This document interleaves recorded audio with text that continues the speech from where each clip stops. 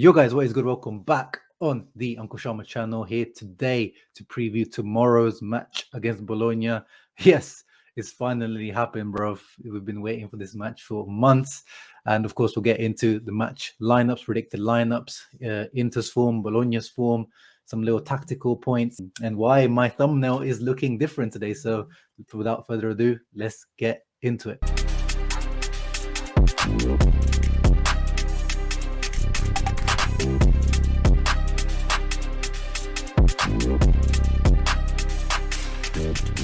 So guys, why is my thumbnail looking different? That is because I'm not making them myself anymore. I'm not bootlegging them on Canva anymore.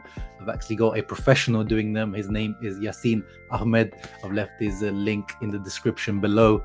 He's a designer with 6 years of experience, graphic designer who's gone and opened up his own design agency. He's an Interista, most importantly, and he's going to be helping me with the thumbnail design and other art direction related things. So yeah, if you're in lookout for a graphic designer, why not support a fellow Interista? So get in touch with Yassin, and thank you once again, Yassin, for the beautiful thumbnail. Anyway, getting into Inter versus Bologna, Bologna versus Inter. It's a weird kickoff time tomorrow, 7:15 UK kickoff time, just after Fiorentina play their catch-up game, and then Atalanta Torino will play at the same time as us. And yeah, as we know, every single game now is like a final for Inter. There is no other way to talk about these games. They are must-win games. Milan keep winning at the moment. All Inter have to do whatever Milan do. If Inter win every single game until the end of the season, the Scudetto is ours. The destiny is in our hands. And it isn't as easy of a game as we initially thought it would be against this Bologna team, because as we know, a lot of these Serie A teams by midway point of the season, they already know they're not getting relegated. They're just coasting to the end of the season. That's what it would look like with the Bologna, who had a good start to the season and they tailed off. And then their coach Sneeza Mihajlovic, unfortunately, once again is fighting with leukemia for the second time round. He beat it the first time, but unfortunately is flared up again. He's in hospital once again, receiving treatment. So our thoughts and best wishes are with Mihajlovic, former Inter player and assistant coach as well, of course.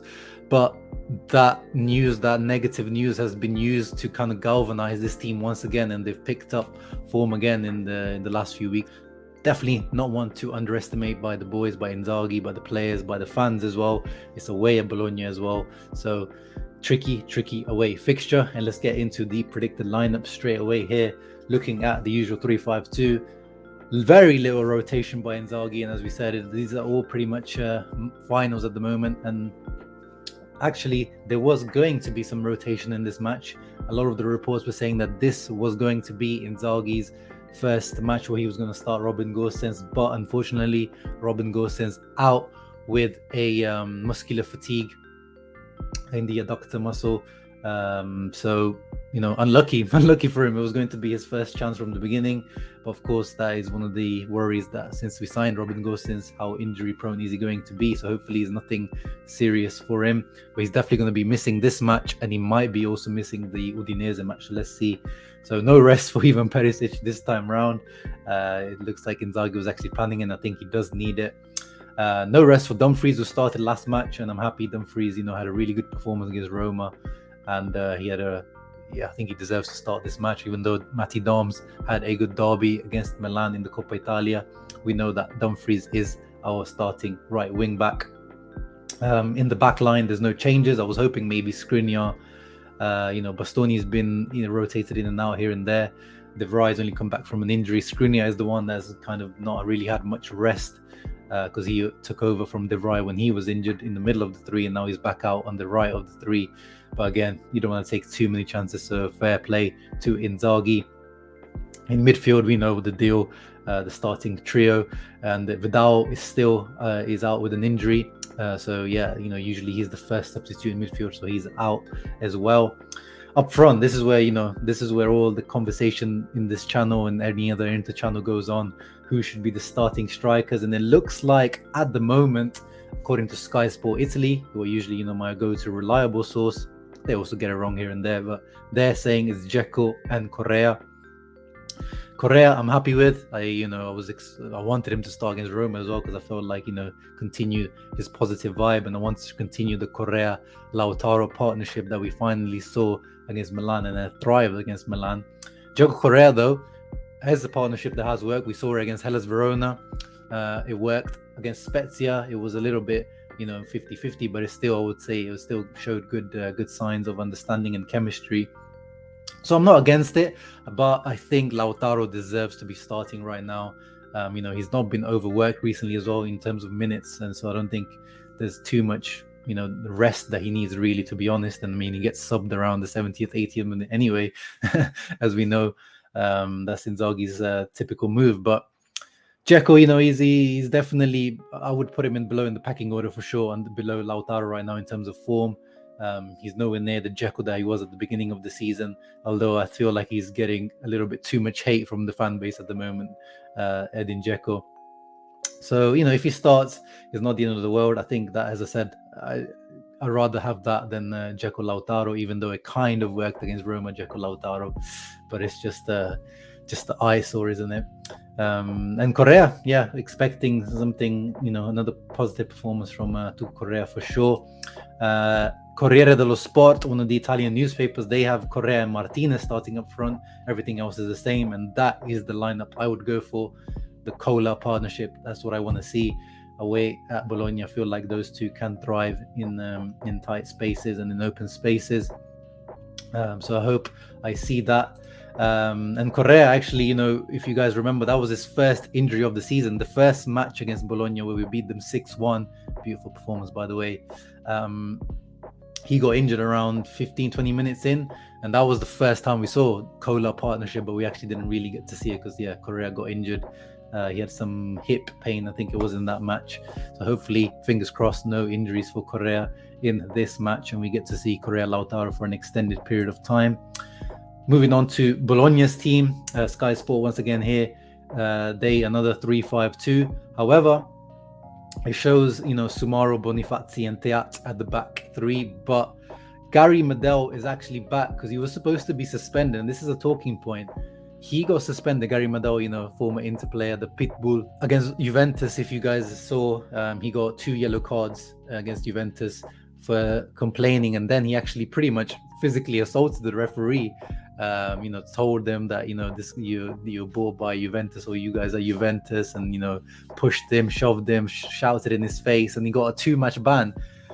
And then this 2-match ban today got reduced down to 1. So this means that he shouldn't be missing the Inter match, but actually he's not going to be missing the Inter match, and he is a very important part of the defense. So that's a pain in the arse. And if you compare it to why Bastoni earlier on the season, if you remember, he got given a 2-match ban for saying something to the referees in the derby, where it was something along the lines of, you guys suck, or you guys aren't good enough.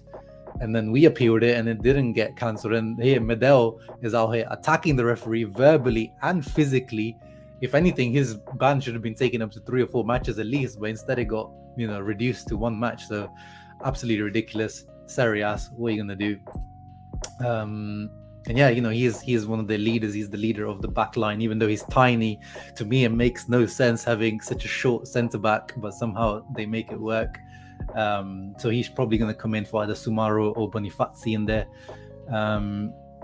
Midfield, Shoutin, Dominguez, Soriano is decent midfield. So definitely, I think we should be able to win the midfield battle. Aaron Hickey on the left-hand side, he is one to look out for. He has had a good season this year. 5 goals, I believe, he scored this season.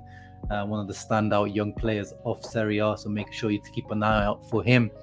Although he did have a torrid time against Dumfries last time round. And of course, up front, there's only one real threat to watch out for. Marko Arnautovic, of course, former Inter player, technically a treble winner with Inter from 2010 under Mourinho. He's had 12 goals this season. He's been a very good signing for them, and they scored against Juventus as well recently. So definitely the main man, the main threat to watch out for. Orsolini alongside him he's got a nice left foot and all that kind of stuff, but he rotates in and out of the team with Musa Barrow, and he's not as comfortable in the front two really as he is usually in a 3-4-2-1 that they sometimes play. As I said, Bologna's form recently has picked up. As you can see, They drew against Milan, so they the ones that did us a favor recently. So hopefully they don't hold us to a 0-0 like they did with them.